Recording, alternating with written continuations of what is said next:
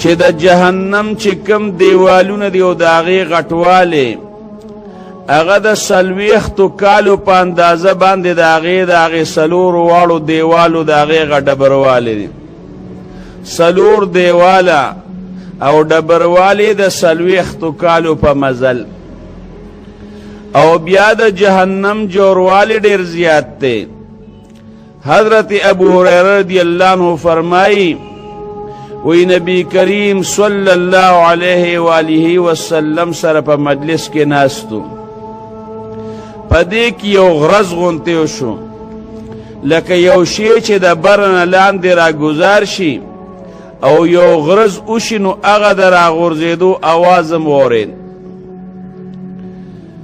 وی د دواړو جهانو سردار مبارک راته وی چې دا اواز وشو تاسو ته پته لګي چې دا د څه اواز دی وی موږ ورته وی چې الله پیغمبر ښه پوهېږي وی نبی کریم صلی الله علیه و آله وسلم وفرمایل چې 80 کاله مخکې رب ذوالجلال د جهنم د خلینا او د سر نه یو کاڼی یو شی دې ته ورګزار کړی دی په دې 80 کاله کې هغه روانو لاندې مزل کو اوس اله د جهنم دی ویښ ته وررسېد حالان کې د دواړو جهانو سردار مبارک وی که د سر په برابر یو سکه دا د اسمان نه ځمکې ته راګزاره شي سره د دې نه چې د ځمکې او د اسمان په مابین کې فاصله د 500 کالو ده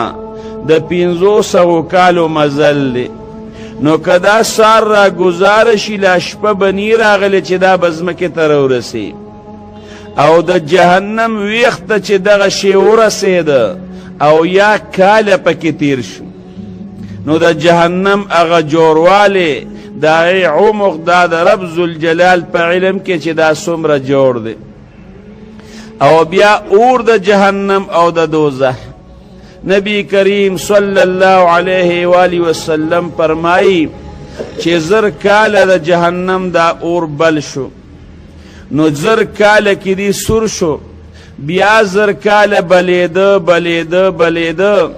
نو چې نور 1000 کاله پې تیر شو نو دا سپین شو بیا 1000 کاله د جهنم دا اور بلیده نو چې نور 1000 کاله پې تیر شو نو دا تک تور شو او علیه الصلاة والسلام فرمایی وی د جهنم دا اور دا اوس تک تور دی رب ذوالجلال دیم د دې نه وساتي نو خلق به جهنم ته ځي د خپلو اعمالو مطابق چې د چا څومره ګناه ده هغه به جهنم کې دی وخت تیری بیا به د جهنم نه روزي بعضې کسان به د جهنم نه دومره زر روزي لکه د یو برېښنا د یو بړق په شان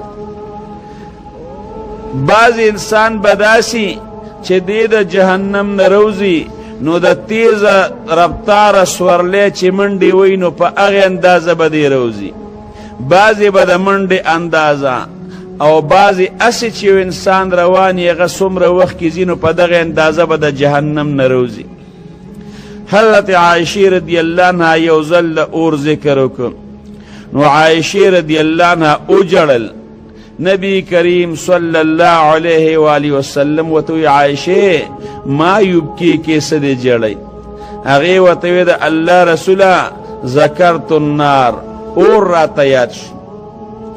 راته یاد شو نو په دې وجه مې وجړل بیا عایشه رضی الله عنها د دواړو جهانو سردار مبارک ته وی د الله رسوله پر ورځ د قیامت باندې به تاسو خپل اهل یادوي او که نه ځکه د رسول الله مبارک بیبیانې دي او د دواړو جهانو سردار مبارک محبت بیا د عایشې رضی الله عنها سره غیر اختیاري زیاتو نو د الله رسوله پر ورځ د قیامت به درته خپل اهل یاد یو که نه د دواړو جهانو سردار مبارک ورته وی 3 ځایونو کې 3 وختو کې یو کس بم بل کس نه یادی چې کله دا تله د میزان ولګي او دا اعمال دا وزن کیږي دغه وخت کې به بیا یو کسم بل کس نه یادی هر انسان سره به سوداوي چې د نیکو دا تله به زما درنی او که دا به سپکی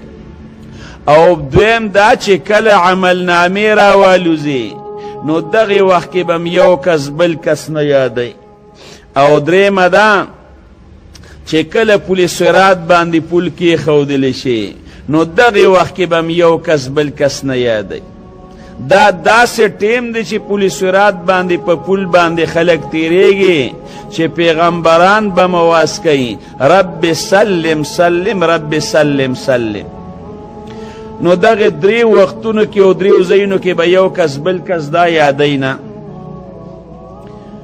نو جهنم ته چې کله دا کافران لاړ شي نو دا متکبرین به پر ورځ د قیامت الله ذلیله کي لکه د لیمیګو په شان خو پر ورځ دغه کې په جهنم کې به رب ذوالجلال دا وجودونه دا د دې کافرانو نورم غټ کي چې وجود یې څومره غټ دی هغه مره به دې سزام زیاته وسکي د احد عر دا تقریبا 2.5 میله کې یا د دې نه زیات کم کې د احد دا غر پروت دی الله دې موږ او تاسو بوځي حرمینو ته نو د هر څه به په خپله باندې ووینې نو د دواړو جهانو سردار مبارک فرمایی وی د کافر انسان د سرمن ډبروالی دا به 240 گزی 42 گز 240 گزه دا به د در سرمن ډبروالی وي او د ده په خولې کې چې کوم غاښ دی هغه به د احد د غر په برابر وي نو سوچ وکړه چې دا 22 غاښونه دا په دې خولې کې یو غاښ د احد د غر په برابر نو دا خوله به څومره غټی او د دې کافر د ناستې ځای دا د مکې مکرمې او د مدینې منورې په مابین کې چې څومره فاصله ده دې ځای کې خو به دا کافر د الله نافرمانه ناست مکه مکرمه او مدینه منوره داسې نږدې نه ده لکه ستا زموږ تورمزي او 400 داسې نه ده بلا مزل دی لکه د دې ځای نه چې لاهور ته ځې تقریبا یا کم او زیات نو دا دومره خو به د ده ناستې غځې وي د مکې مکرمې او د مدینې منورې په مابین کې چې څومره فاصله نور میلیونه ماته نه دي یاد دومره ځای کې به دا کافر ناست دي او ما درته ووي دا وجود بیا ولې دومره غټي چې ښه د جهنم هغه غذاب او هغه سزاګانې ښه برابر اوسکي او نبی کریم صلی الله علیه و آله وسلم فرمایي په جنت کې مارانم شته په جهنم کې مارانم شته او په جهنم کې لړمانانم شته چې کم ماران د جهنم دي نو هغه به د اوښانو په شانتې غټ غټ ماران او چې یو ټک د انسان لورکي نو تر 40 کالو پورې به د هغې د زهر هغه تیزي او هغه ګرمي دی محسوسوي الله دې امتې وساتي او په دې جهنم کې علیه الصلاة والسلام فرمایي لړمانان هم شته هغه لړمانان دا به د قچر په شانتې غټ غټي او پاک پیغمبر مبارک بیا حدیثو کې څه وایي کم قچر چې د هغې د پاسه هغه خپله کته پرتی نو چې کته په قچر باندې پرتی نو دی نورم غټ ښکاري نو د دغې قچر په برابر دا غټ غټ لړمانان به پکې او دا لړم بم دی انسان له ټک ورکوي او چې ټک ورله ورکي نو د 40 کالو پورې به د هغې د زهر هغه تیزي او هغه اثر دی محسوسی الله دې ته موږ او تاسو وساتي دا د جهنم عذابونه دي نبی کریم صلی الله علیه و آله وسلم صحابو ته څه وایي ابکو وی اوجاړئ او که جړا درله نه درځي نو په زور باندې ځان اوجړوئ ځکه د اهل النار دا به په دې جهنم کې جاړي اور د دوی به جاړي نو چې دوی جاړي د سترګو نه به دا اوښکې روانې شي او دا به په دې مخ باندې داسې بیږي لکه ولې ته ګوره په ولو کې چې دا اوبه بیږي دغه رنګې دا اوښکې به په دې مخ باندې بیږي او چې کله د دوی په دې سترګو کې دا اوښکې ختمې شي نو بیا به د سترګو نه وینې روانې شي او دا وینې به داسې روانې شي کل عیون لکه چینو ته ګوره عین لفظ راغلی دی د چینو په شانتې به دا اوښکې بیږي. پاک پیغمبر مبارک فرمایي وی که یو کشتی د دوی دی اوښکو کې دا چې کومې د سترګو نه اوښکې بېدلې دي او بیا اوښکې ختمې شوي دي او دا وینې بېدلې دي، نو که په دې کې یو کشتی پرېښودلی شي نو لجرت دا به پکې جاري شي. دومره اوښکې به یې توی کړي او دومره وینې به یې د سترګو نه بېدلي چې په هغې کې به کشتی جاري کېږي، هغه پکې چلیږي. دا عذابونه رب ذوالجلال د خپل نافرمانه دپاره الله پاک دا ساتلی دي. الله دې موږ او تاسو د الله تابعدار جوړ کړي، الله دې د الله د نافرمانۍ نه وساتي. نو دا د جهنم رونو دا عذابونه دي او دې کافرانو له دې کافرانو به په دې جهنم کې احادیث مبارکو کې راځي چې رب ذوالجلال به په دوی باندې لوږه راولي. نو هغه لوږه به هم دومره سخته وي لکه دا دوی ته چې په جهنم کې کومه سزا میلاویږي د دې په برابر. بعضې وخت کې هغه لوږه هم دومره شدید وي چې څه اندازې نشته، ډېر به اوږي شي. نو دوی به چغې وی، خوراک به غواړي. نو د جهنم په دې ویښ کې یو بوټی پیدا کېږي، زقوم. نو هغه زقوم هغه تریخ هم دی او هغې کې ازغیم دی، ازغیدار هم دی. اوږي دي نو چې سړی اوږي نار شي خوري نو هغه به خولې ته ور واچوي. چې کله دې خولې ته ور واچوي هغه به په دې مری کې ونښلي. چې مری کې ونښلي هغه به تېرېږي نه. نو دوی به بیا وایي چې یاره په دنیا کې به یو شی زمونږ په مری کې ونښته نو موږ به اوبه ورپسې وڅښلې، نو چې هغه اوبه هم وڅښلې نو په هغې باندې به تېر شو. نو بیا به رب ذوالجلال ته چغې وایي اوبه به غواړي. نو داسې هم نه ده چې د کوي اوبه د باندې رب ذوالجلال څکي. د دې جهنمیان هغه وینې او د دې جهنمیان هغه زوې هغه به الله پاک په حکم باندې فرشتې راوالي او یو لوښي کې به یې وله ورکي. نو چې هغه خولې ته کي نو هغه به یې ورته په هغې کلالي په هغې سیحونو باندې نیولي، هغه به ګرمي.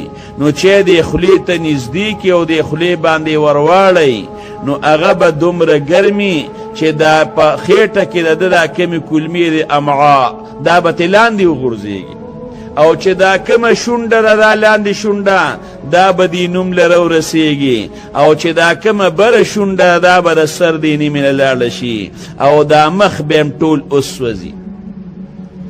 دا عذابونه به رب ذوالجلال دوی له ورکوي. او بیا په جهنم کې یو غر دی، غر صعود ورته وی هغې غر ته، هغه د اور غر دی. نو دا جهنمیان دا به د اور هغې غر باندې روان شي، بره به خیجي لکه یو ځای کې اوبه راشي. خلک په کمر خیجي که اوبه روانې دي د کمر سر ته بره خیجي وي په دې به خلاص شم. نو هغه صعود د هغې سر ته به دوی خیجي. یاره که د دې سر ته به راوختو کیدی شي چې د الله د عذاب نه خلاص شو. نو هغې ته چې خیجي نو یو ورځ او دوه ورځې نه دي او یا کاله کې به د هغې سر ته دوی خیجي او یا کاله کې. نو او یا کاله په خطو شو او یا کاله کې به بیا د هغې نه دوی راکوزېږي هم. نو نه د غر په سر باندې نه خلاصېدل شته او نه د غر په ویښ کې خلاصېدل شته. د غر په ویښ کې هم اور دی او د غر د سر د پاسه هم اور دی. هېڅ خلاصې او نجات او فلاح او کامیابي اړو شته دی نه. دې فرشتو ته به چغې وایي، هغوی به هم ورته وایي چې موږ هغوی به ورته وایي ولې تاسو ته د الله تعالی ښکاره نښې نه وې راغلې؟ تاسو ته پیغمبران نو راغلي؟ پیغمبر خو انسان د هر څه نه خبر کړی دی که نه؟ قرآن راغلی دی که نه؟ نورو خلکو ته پخوا خلکو ته چاته انجیل، چاته تورات، چاته زبور، چاته صحیفې صحایف راغلی دی که نه؟ یو قوم هم الله داسې نه دی پرېښی چې هغوی ته څه راغلي نه، یو دین نه راغلی. نو بیا به دوی د جهنم چې کم مشر دی مالک هغه ته به چغې شروع کړي. نو هغه ته به چغې وی وی وی وی. نو زر کاله به هغې مالک ته چغې وی. نو چې زر کاله هغه ته چغې وی نو هغه به ورته بیا وی انهم ماکثون، تاسو به په دې کې پراته یې، وتلم نشته، وخت به پکې تېروې. زر کاله پس به هغه وله جواب ورکړي. نو بیا به وایي چې یاره د الله نه زیات رحم کوونکی څوک دی. نو رب ذوالجلال ته به چغې شروع کړي چې یا الله د خپل سپېرهتوب د وجې نه او د خپلې بدبختۍ د وجې نه الله دې ځای ته راغلي، الله د دې ځای نه موږ وباسه، او که بیا هم ستا نافرماني وکړه نو موږ به الله ظالمان یو، بیا به نافرماني نه کوو، بیا هم که ستا نافرماني وکړه پروردګاره موږ به ظالمان یو. رب ذوالجلال ته به چغې وی الله به آواز نه ورکوي. نن ولې د رب ذوالجلال نافرمانه انسان؟ نو دا دغه د جهنم دا سزاګانې د الله په فضل به انسان د دې نه خلاصېږي. نو دا کسان به سپارش شروع کی، پیغمبران به شفاعت کوي. د دواړو جهانو سردار مبارک له الله پاک یو ځل فرشته راولېږله، ورته وی اختیار درله الله درکړی دی چې نیم امت جنت ته داخله او که شفاعت او سپارش غوره کې. پاک پیغمبر مبارک وی نیم امت نه یادومه، سپارش او شفاعت غوره کومه، ځکه چې نیم داخل شي خدا نیم به پاتې کېږي. نو د دواړو جهانو سردار مبارک به هم سپارش او شفاعت کوي. دغه رنګې څوک به د یوې ډلې دپاره کوي، څوک به د غټې دپاره کوي، څوک به د یوې قبیلې دپاره کوي، څوک به د یو کس دپاره وکړي. د جهنمیانو صفونه به او په هغې باندې به یو نیک انسان تیر شي، یو کس به پې تیر شي د اهل جنتونه. نو دغه جهنمی به ورته ووایي هغه به پې په دنیا کې احسان کړي، هغه احسان به ورته رایاد کړي چې ما د سره پلانکي وخت کې دا نه وکړي. نو دا چې کوم جنتی انسان دی هغه به ځان سره جنت ته ورداخل کړي. خو نن خو چې احسان سره عالم سره کړي که نه چړه خو دې ولنی چولې که نه، نن خو یې دینداره سره احسان کړي چې احسان دې نه کړي نو څه به د جنت داخل کړي ځان سره. نو چې دا ټول خلک سپارش وکړي او د دوی په سپارش رب ذوالجلال الله پاک جنت ته به بوځي. بعضې مؤمنان به الله ته وایي چې پروردګاره دا جهنم کې خو چې دا کم کسان پراته دي موږ سره به یې روجې نه وي، موږ سره به یې حجونه کول، موږ سره به یې مونځونه کول. رب ذوالجلال به دوی ته وایي ځه جنت ته ورداخل کې. نو د دې جنتیانو دا وجود به الله په جهنم باندې حرام کی، جهنم به نه سوځوي. نو په جهنم کې به ګرځي. نو هغه کسان چې الله ورته کم یاد کړي او کم نهی ورته ښولي هغه به جنت ته ورداخل کی. بیا به رب العالمین وی پرشتوم سپارش وکړه، پیغمبران هم سپارش او شفاعت وکړه، او علما هم سپارش او شفاعت وکړه، صرف رب العالمین پاتې دی، ارحم الراحمین پاتې دی. نو بیا به رب ذوالجلال په خپله دا لپه ورډپه کي او دا به د جهنم نه روباسي، او د جنت مخې ته یو نیر دی، جنت په خوله کې هغې نهر کې به دا ور واچوي. نو چې د هغې نه دا روځي لکه د ملغلرو په شان به دا پړقېږي او رڼا به کوي، او په دې سټونو کې به یې نښي. نو دا به جنت ته ورداخل شي. چې دا جنت ته ورداخل شي نو په دې نښو باندې به هغه جنتیان پیژني، وایي به دا هغه کسان دي چې په دنیا کې دوی هېڅ نیکي نه وکړی. وګوره یو ټکې درته وایم مؤمن به وي، نو دا به الله پاک جنت ته ورداخل کی.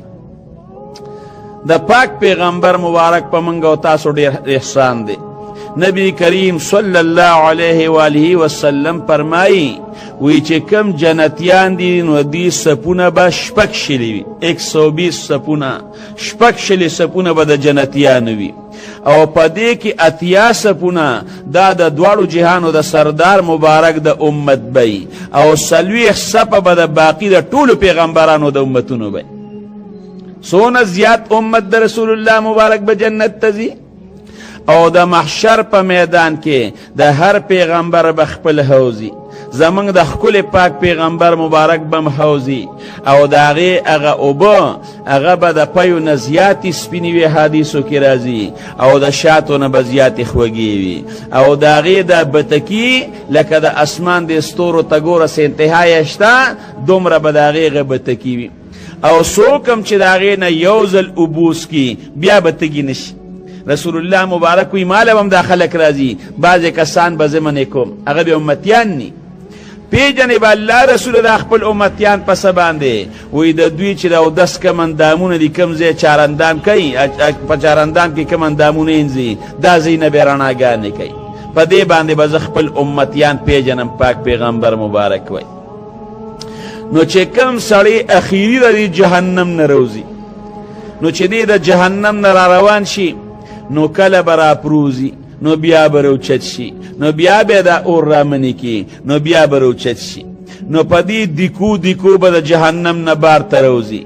نو چې کله د جهنم نه دی بار ته روزي نو داسې به ورته شاته وګوري، جهنم ته به مخ ورواړی، نو بیا به وي تبارک الذي نجاني منکې، برکتناک دی هغه ذات چې ستا نه خو نجات او خلاصي راله راکړه، چې تا نه خو خلاص شومه.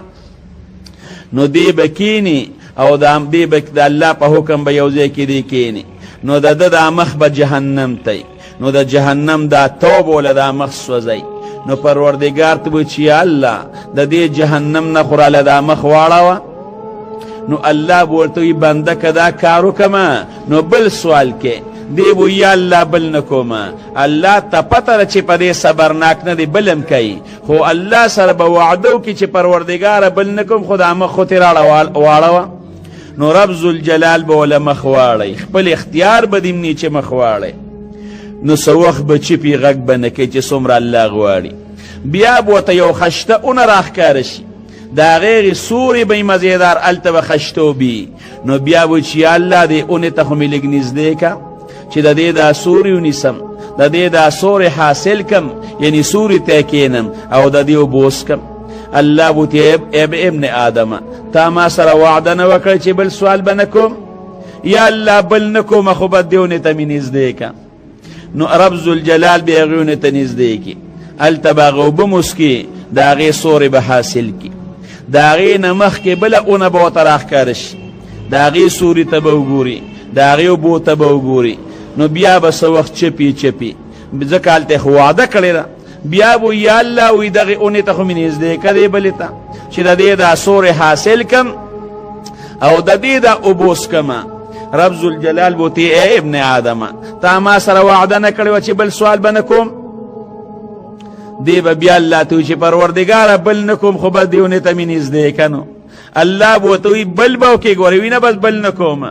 نو چې هغې اونې ته یې نږدې کي نو د هغې هلته به اوبوس کي، د هغې سوري ته به ناستي. بیا به وایي چې بیا به ورته د جنت مخې ته یو بله اونه د دې دواړو نه خشتهونه راښکاره شي. نو بیا به څه وخت چپي دغه بله اونه به یادوي. الله به ورته ابن آدمه تا ما سره وعده نه وکړې چې بل سوال به نه کوم؟ دی به یا الله بل نه کوم، خو الله به ورته وایي نه وبه کې، الله به معذوره کوي. بیا به د الله سره وعده وکړي چې بل نه کوم، خو دې ته مې نږدې که. نو چې هغې ته یې ور نږدې کړي هغې اونې ته، هلته به د جنتیان هغه شور واوري، چې د هغوی هغه شور او خوشحالي واوري. نو وایي به چې یا الله خو بس په دې دروازه مې د جنت ته لږ ور دننه که. نو الله به ورته وایي بنده چې د دې دنیا او د دې دنیا په برابر د جنت کې ځای درکم نو خوشحاله به شي. نو دا سړی به الله ته وایي چې یا الله ته خو رب العالمین او ته ما سره ټوقې کې چې لکه دونه ځای به اوس ما ته جنت کې میلاویږي. حضرت عبدالله ابن مسعود رضی الله عنه وخاندل. شاګردانو ته وایي تاسو ما نه تپوس ونکړه چې ولې دې وخاندل؟ هغوی ورته یې ولې دې وخاندل؟ وایي په دې وخت کې د دواړو جهانو سردار مبارک وخاندل، او پاک پیغمبر مبارک ته صحابه وی ولې دې وخاندل؟ د دواړو جهانو سردار مبارک ورته دې وخت کې الله وخاندل. دا الله ذهن کنایه د خوشحالۍ نه ده. نو الله به ورته وایي چې زه څه وغواړم زه په هغې باندې قادر یم. نو جنت ته به یې ور داخل کړي. یو دوه کسان به جهنم کې به ډېرې زیاتې چغې وایي.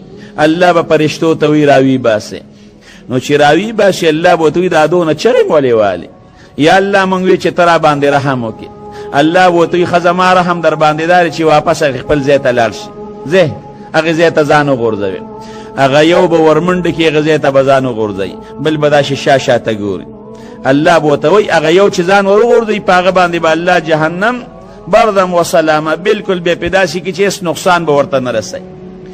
دی بل ته به الله وایي چې هغه یو خو ځان وغورځو، تا ولې ځان ونه غورځو؟ وایي یا الله زما تا نه د امید و چې د یو ځل دې راوویستم نو بیا به مې ونه غورځې. الله به ورته وایي زه د هغې امید په برابر کار در سره کوم، دواړه به الله جنت ته ور داخل کړي.